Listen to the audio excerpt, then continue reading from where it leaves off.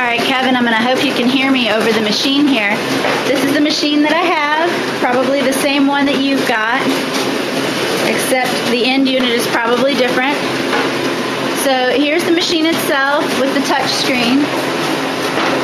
And I have a folding machine sitting on top of mine. You'll just have to ignore that.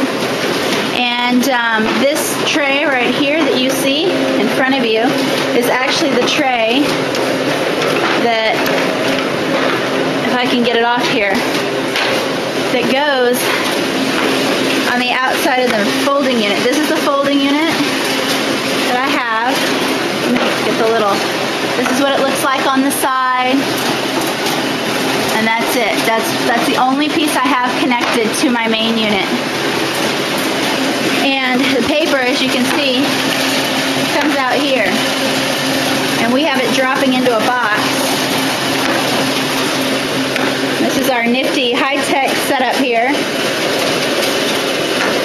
Because if we put this tray here on where it belongs, which actually it would go in, hold on, paper's coming out. The tray would actually attach right here.